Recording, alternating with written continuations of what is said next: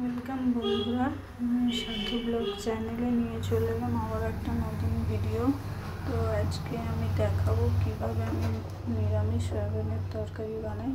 তো সেটাই তোমাদের সাথে শেয়ার করব।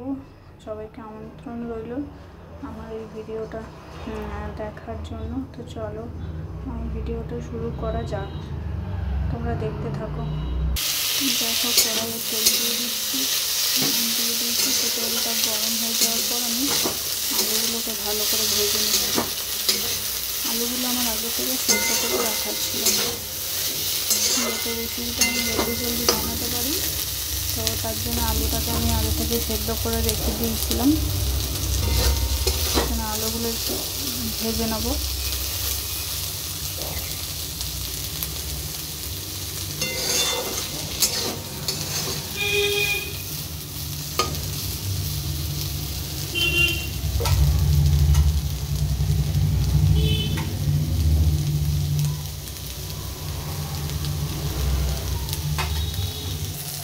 তো দেখতে পাচ্ছ আলুগুলো আমার মোটামুটিভাবে ভাজা হয়ে গেছে।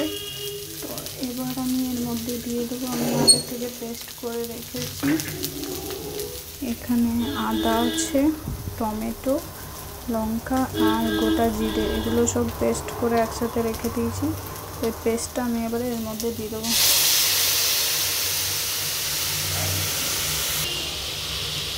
এখানে দেখতে পাচ্ছ পেস্টটা আমি ইউজ করে নিয়েছি। পেস্টটা দিয়ে দিয়েছি এখানে।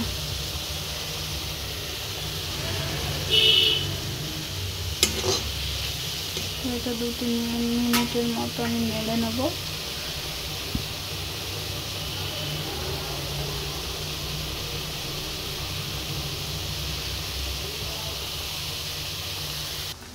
দেখো, এখানে আমি নিয়েছি হলুদ গুঁড়ো, জিরে গুঁড়ো, ধনে গুঁড়ো, একটু চিনি আর একটু লঙ্কা গুঁড়ো। তো এগুলোর সাথে আমি একটু সামান্য পরিমাণ জল দিয়ে দেবো। জল দিয়ে এটাকে মিশিয়ে নিচ্ছি ভালো করে। দেখো, ভালো করে আমার মেশানো হয়ে গেছে। এটা আমি এবার তরকারির সাথে অ্যাড করে দেবো। তো এখানে দেখো আমি দিয়ে দিলাম।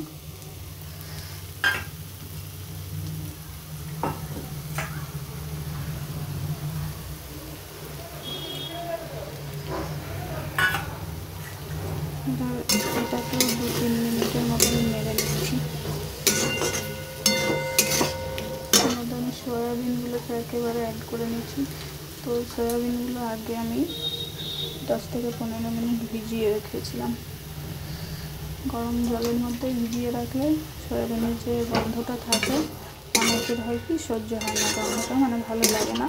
তো তার জন্য এইভাবে ভিজিয়ে রাখলে, গরম জলের মধ্যে যদি 10-15 মিনিট ভিজিয়ে নাও বা গরম জলের মধ্যে ফুটিয়ে নাও, তাহলে আর গন্ধটা থাকবে না।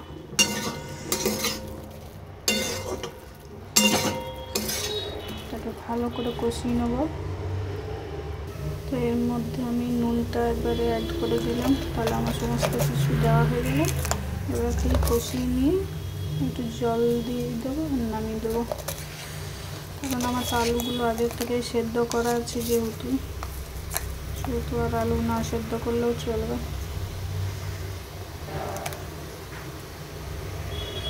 দেখতে পাচ্ছি আমার এখানে সয়াবিনের ঝোলটা হয়ে গেছে। আমি এরকম ঝোল বানালাম।